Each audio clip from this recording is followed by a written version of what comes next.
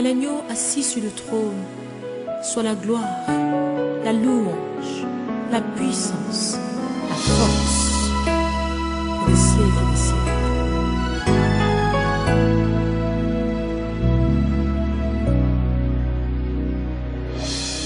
À l'agneau sur le trône, soit la louange à jamais, soit la puissance et la gloire, soit la force, la majesté. Bienvenue dans le Seigneur, bonjour. Vous êtes sur pskTV.fr. Je suis la sœur Elisa José et nous sommes ensemble dans le cadre de l'émission Témoignons-le. Le but de cette émission n'est que d'édifier le peuple de Dieu, à savoir que la main de Dieu agit encore et que de nos jours, en 2013, il y a des hommes, des femmes qui vivent des miracles et qui ne veulent pas garder ça secret. Aujourd'hui, nous sommes reçus à Lyon 8e, dans le quartier des États-Unis. Nous allons chez la famille Lama Lama. Ils ont un puissant témoignage à nous communiquer. Suivez-nous. Nous t'adorons,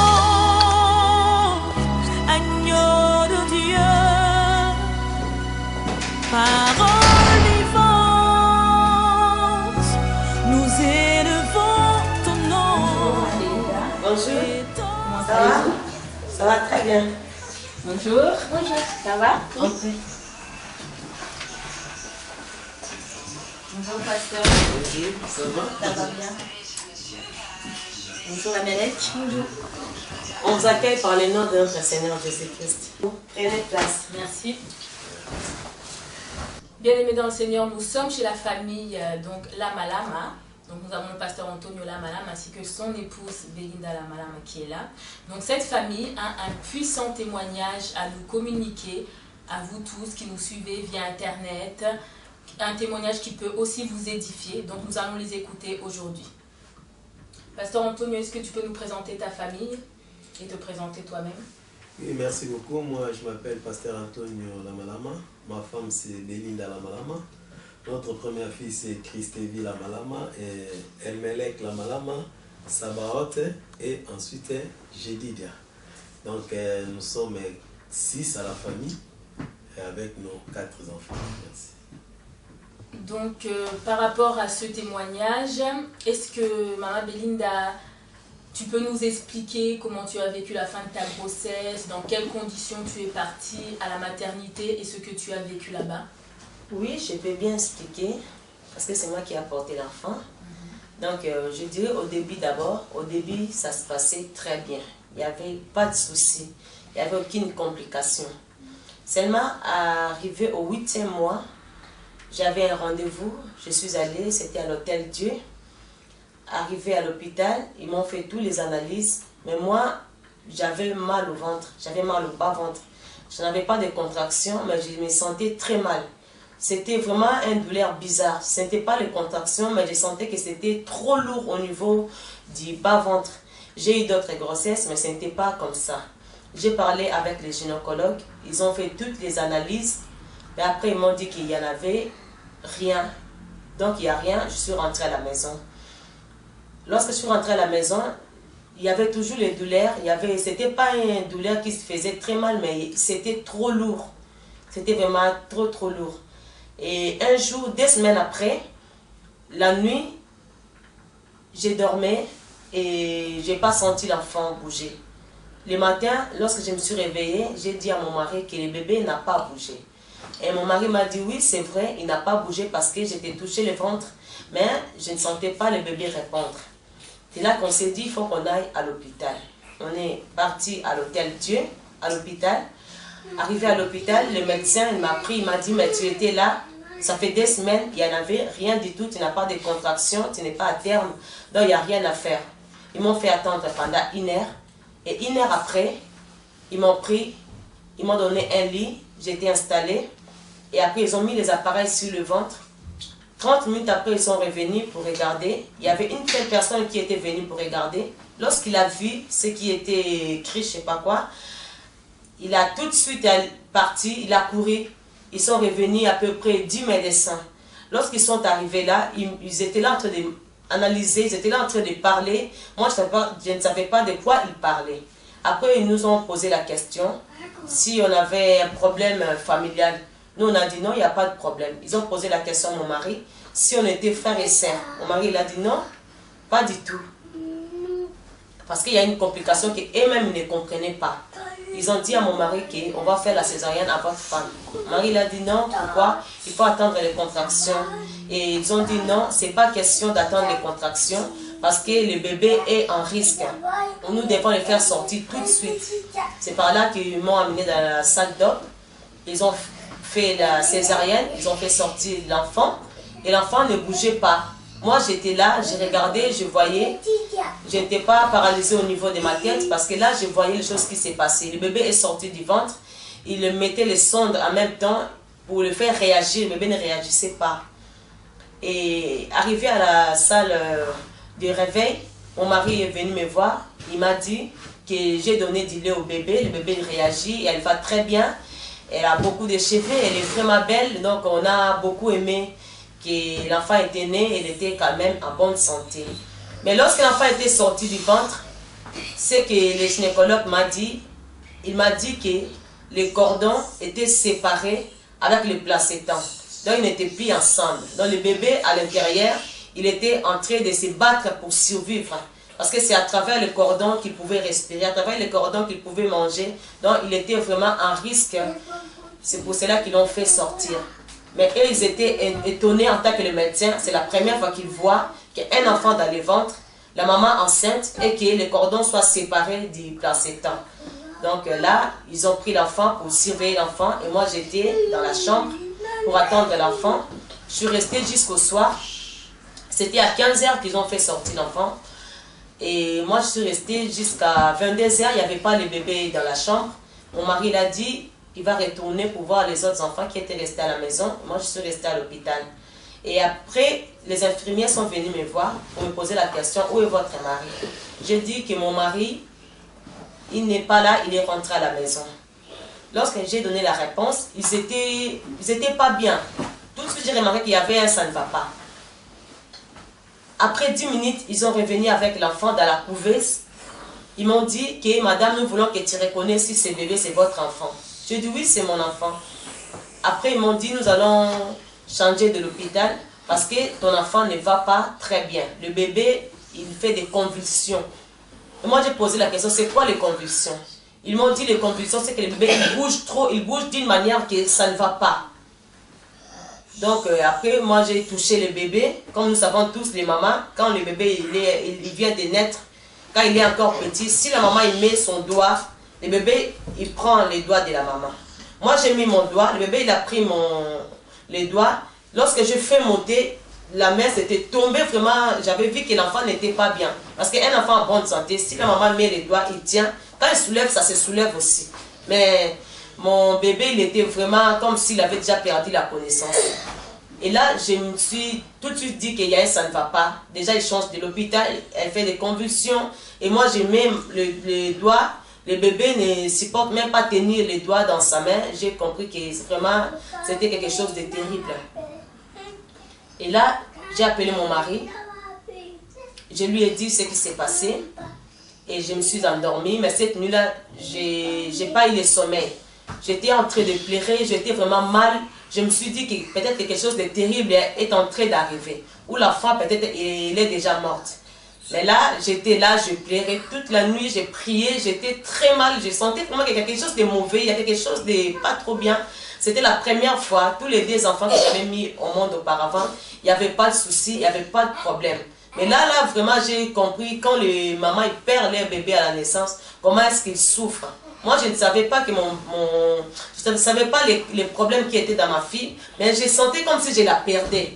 Le fait seulement de sentir comme si je la perdais, ça m'a mis vraiment très très mal à l'aise. C'est à ce moment-là que j'ai prié toute la nuit, j'ai pleuré, j'étais vraiment très mal.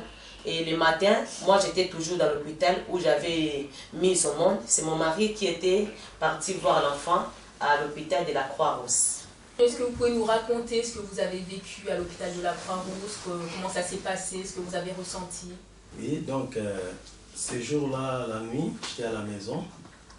Et du coup, ma femme m'a téléphoné pour dire qu'ils ont transféré les bébés à notre hôpital. Il était à l'hôpital hôtelier de Lyon. Ensuite, on l'a transféré dans l'hôpital Croix-Rousse à Lyon aussi.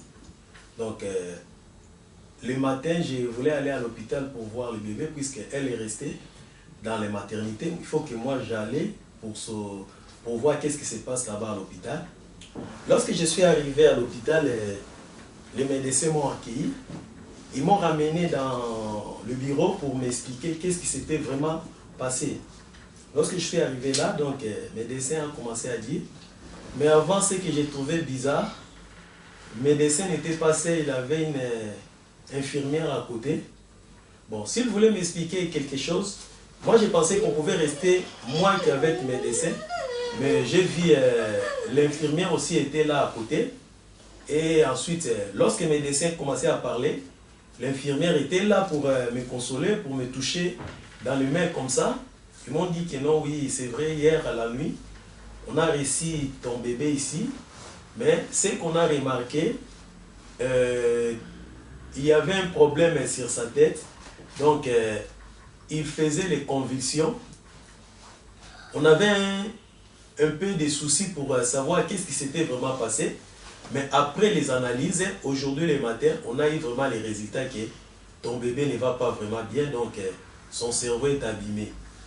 Donc ils ne peuvent pas vraiment bien vivre.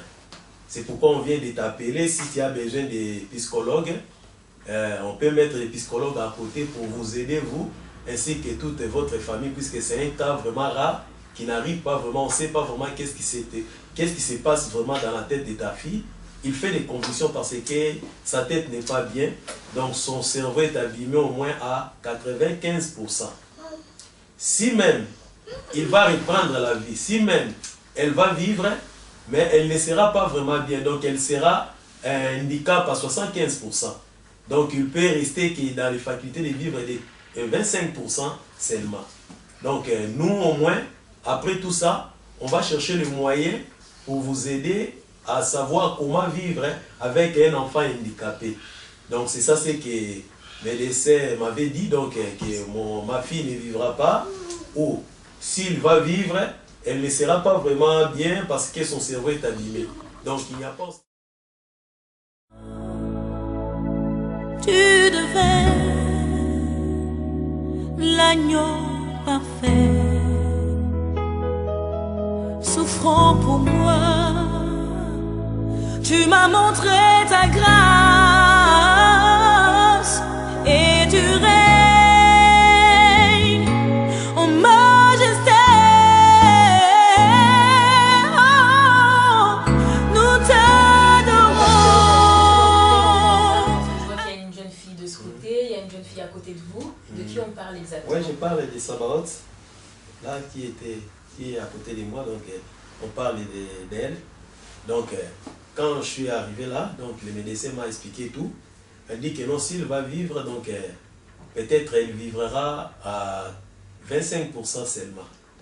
Donc, dans les moments là où moi j'étais à l'hôpital, elle ne bougeait plus. Puisque tellement elle faisait beaucoup plus de convulsions, ils ont donné un traitement comme ça, un traitement qu'ils ne peuvent plus ouvrir des yeux, ni bouger, ni faire quoi que ce soit. Donc, le traitement là doit tranquilliser le cerveau. Puisqu'au fur et à mesure qu'il bouge, le cerveau, ça continue toujours à abîmer. Donc, le médicament là, il a resté au moins 2 semaines sans prendre les conseils. C'était comme une drogue comme ça. Bon. S'il reprend comme ça à vivre, soit si les convulsions ça se calme, donc elles peuvent, comment on peut dire, vivre seulement à 25%. Donc, un handicap vraiment total.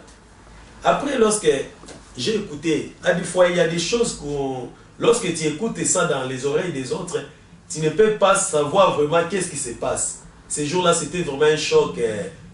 Tu sais que la nuit, j'étais là avec ma fille, je l'ai vu comment elle était, et le matin, on me dit que non, elle ne vivra pas, elle n'a pas vraiment bonne santé.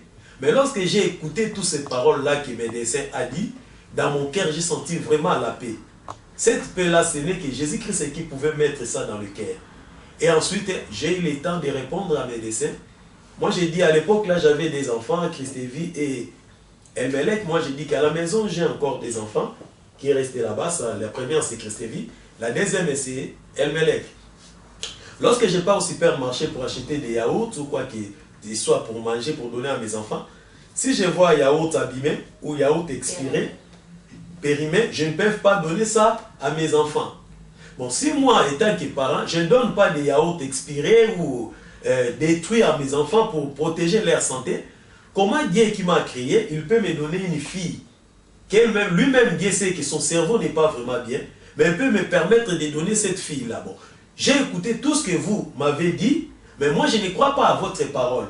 Moi, je sais que je sers un Dieu vivant, je sers un Dieu réel, un Dieu puissant, un Dieu miraculeux. Et ensuite, ma fille, avant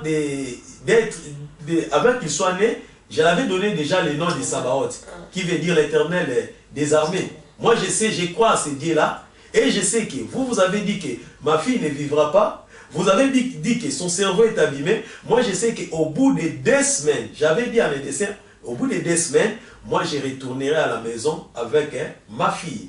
Et le médecin ne voulait pas dire non, ce n'est pas comme ça, Dieu donne, Dieu reprend aussi. Donc il faut que tu sois fort. Je sais que c'est les choses qui te font ça. Donc même, ce que moi je voulais te dire, après nos analyses, on voit que ta fille ne vivra pas. Donc c'est ça ce que le médecin a dit. Mais moi j'ai rejeté la parole du médecin, j'ai mis ma foi à la parole de l'Éternel. Lorsque j'ai quitté l'hôpital, je me suis retourné à la maison, j'ai entré dans l'Internet, j'ai fait les commandes des produits HT26 comme ça, pour montrer que ma fille vivra. Je suis allé dans sa chambre, j'ai organisé bien les berceaux, sans dire à personne ce que mes médecins avaient dit. Je suis venu à l'église, j'ai prêché même la parole de l'Éternel, et je n'avais pas eu même le temps d'expliquer ça même à l'équipe d'intercession. Puisque la nouvelle était tellement terrible, était tellement dure, j'ai gardé tout ça seulement dans mon cœur, pour dire que non, mon Dieu agira. Depuis ce jour-là, j'ai commencé à prier jour et nuit, et j'ai commencé à demander à l'Éternel. J'ai gardé les secrets même à ma femme. Je n'ai rien dit à ma femme. Au fur et à mesure, après 2 jours, ma femme me demande toujours comment va l'enfant. Moi, j'ai dit que l'enfant va bien, mais et pourtant, l'enfant ne va pas bien, puisque l'enfant ne bouge pas. Lorsque les médecins ont remarqué que j'ai caché la nouvelle à ma femme, ils ont appelé à la maternité, là où il était ma femme, pour dire que non, expliquez bien à la dame que non, sa fille n'est pas bien, qu'elle vienne pour la dernière fois, peut-être pour voir sa fille, puisqu'on ne sait pas, au bout de 2 ou un jour seulement, peut-être l'enfant pouvait mourir. Donc il faut qu'elle vienne pour voir vraiment sa fille. À ce moment-là, ma femme ne savait pas ce qui s'était vraiment passé. Lorsqu'elle est arrivée à l'hôpital, lorsqu'elle a vu notre fille, dans l'état où notre fille était, elle a commencé à pleurer. Moi, j'ai commencé à les calmer, j'ai dit que notre Dieu fera comme ça, et on a commencé à prier, jusqu'au moment où notre Dieu, il s'est levé vraiment. Au bout de 2 semaines, comme j'avais confessé la foi, on a vu que notre fille a commencé à respirer. Il a commencé à respirer, donc ils ont changé la place dans les soins intensifs. Il est allé dans une autre, comment on peut dire, un autre service là-bas. Là où il a resté au moins 2 à 3 jours, jusqu'à ce qu'elle a quitté l'hôpital pour venir à la maison. Donc lorsqu'on a venu avec notre fille à la maison, quand il les regarde comme ça, on a des photos, vous verrez même dans son visage, ça se montre vraiment pas comme si qu'un enfant qui est vraiment normal. Donc il présente même des symptômes vraiment d'un enfant handicap. Mais on a gardé toujours notre confiance à l'Éternel. Après plusieurs examens, après plusieurs consultations, aujourd'hui, Dieu a fait vraiment sa grâce. Dieu a guéri notre fille. Elle est en bonne santé. Elle ne présente aucun symptôme de handicap vraiment dans sa vie. C'est pourquoi j'ai glorifié Jésus dans tout ce qu'il a fait dans la vie de ma fille. Un témoignage très puissant, on voit comment la main de Dieu agit et que vraiment c'est magnifique. J'aimerais pouvoir interroger cette jeune fille elle-même, donc Sabaoth, l'Éternel des armées. Donc Sabaoth, on a entendu le témoignage de la bouche de ton papa, de ta maman. et toi-même, est-ce que tu as conscience de ce que Dieu a fait, est-ce que tu as compris ce que Dieu a fait dans ta vie? Et j'ai entendu que tu chantes à l'église. Est-ce que tu aimerais chanter quelque chose pour glorifier ton Dieu par rapport à ce qu'il a fait dans ta vie? Est-ce que tu peux te lever et chanter un petit peu? Tu chantes, moi je t'accompagne. J'ai chanté de tout cœur le merveilleux de mon papa Yahweh. Il m'a ôté des ténèbres, il m'a délivré de tout péché. Je chanterai de tout cœur le merveilleux de mon papa Yahweh. Il m'a ôté des ténèbres, il m'a délivré de tout péché. Oh mon papa est fidèle, il ne m'abandonne jamais. Je n'ai plus rien à craindre, car Yahweh m'a libéré. Je suis dans la joie, une joie immense. Je suis dans l'émotion, car Yahweh m'a libéré. Oh, je suis dans la joie, je suis dans la joie, une joie immense. Je suis dans l'émotion. Car la vie, Jésus-Christ m'a libéré de la souffrance. Jésus-Christ m'a libéré. Il m'a ôté des ténèbres, il m'a délivré de tout péché. Mon papa est fidèle, il ne m'abandonne jamais. Je n'ai plus rien à craindre, car Yahweh m'a libéré. Mon papa est fidèle, il ne m'abandonne jamais. Je n'ai plus rien à craindre, car Yahweh m'a libéré. Gloire à Dieu, alléluia.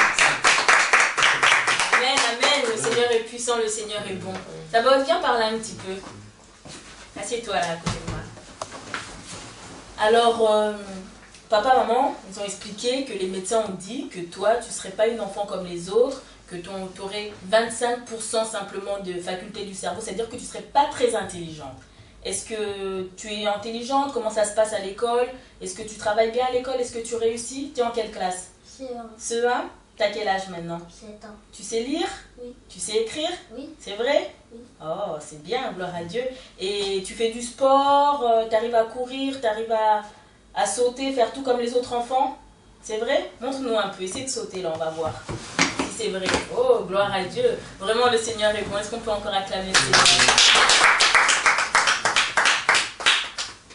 Belinda, je voulais te demander, je sais que souvent quand il y a des cas comme ça à l'hôpital, après le retour de l'enfant à la maison, ils font des examens, des analyses de contrôle. Est-ce que tu as eu droit à ça aussi? Oui, j'avais un contrôle à faire avec ma fille lorsqu'elle était rentrée à la maison, un mois après. Mais lorsque l'enfant était venu à la maison, vraiment en regardant l'enfant, on voyait vraiment que l'enfant est en malformation. Donc quand on regardait son cou, elle ne tenait pas son cou. Elle était toujours comme ça. Et on voyait au niveau de ses yeux, c'est comme si ça partait aussi en l'envers. Donc mais, moi je ne disais rien à personne. Ni même à mon mari, je ne partageais pas cela. Seulement je me disais, est-ce que ce que les médecins ont dit c'est vrai ou ce n'est pas vrai? Mais quand je compare aux autres enfants que j'ai déjà eu, et je vois ces bébés-là, je voyais vraiment que les bébés n'étaient pas normaux. Un mois après, c'est moi qui est allé à l'hôpital de Brousse avec bébé Sabaoth. Arrivé là-bas au rendez-vous, c'était pour passer l'IRM. Je vis ma fille, là où je l'avais amenée, il y avait des enfants en malformation. Il y avait des enfants qui avaient des salives qui coulaient, il y avait des enfants qui marchaient, les bras contournés, les jambes contournées, c'était vraiment pas des enfants normaux. Donc quand je vis ça, j'ai encore pris l'enfant dans mes bras, dans mes mains, j'ai regardé très bien, j'ai dit, dans ma fille, elle est comme les autres que je suis en train de voir là. Et dans mon cœur, j'avais des doutes. Je me disais, non, elle n'est pas comme ça. Mais ce que je voyais, c'était vraiment la réalité. Mais moi, je n'ai pas fait confiance à ce que je voyais. J'ai fait confiance à Dieu. L'enfant est allé passer l'IRM. La dame qui avait pris l'enfant, l'infirmière, elle est revenue avec l'enfant pour me dire, je n'ai pas pu voir grand-chose. Alors, ramener les résultats chez le médecin. Une semaine après, il y avait les rendez-vous chez le médecin à l'hôpital de la Croix-Rousse. J'ai ramené le bébé Sabaoth chez le médecin au rendez-vous. Lorsque le médecin m'a dit, donnez-moi l'enfant, pose l'enfant sur la table. J'ai pris le bébé Sabaoth, j'ai posé sur la table. Et le médecin a dit, madame, est-ce que c'est le bébé Sabaoth que tu me présentes? J'ai dit, oui, c'est le bébé Sabaoth. Il m'a dit, non, je ne crois pas. Non, non, non, je ne crois pas. Le bébé tient la tête. Non, ça, ce n'est pas vrai. Donne-moi les résultats. Donne les résultats. Il a dit, non, il y a un problème. Vous n'avez pas changé de bébé. Je dis, non, on n'a pas changé de bébé. C'est notre bébé. C'est vous qui nous avez donné cet enfant. Il a dit, non, non, non, non, non, non. Ce n'est pas l'enfant qui était hospitalisé. Là, je vois, il y a un changement. Même dans les résultats de IRM, c'est vraiment, c'est autre chose. Il m'a dit, prends ton bébé, ne reviens plus jamais me voir. S'il y a un souci, allez voir les pédiatres. Les pédiatres, ne revenez plus jamais nous voir. Vous n'êtes pas notre cas. Ce cas a changé, la situation a changé, le médecin était troublé. Il m'a chassé de son bureau. Je suis sortie de là. C'est là que j'ai compris que la Bible dit, le malheur atteint souvent le juste, mais l'Éternel en délivre toujours.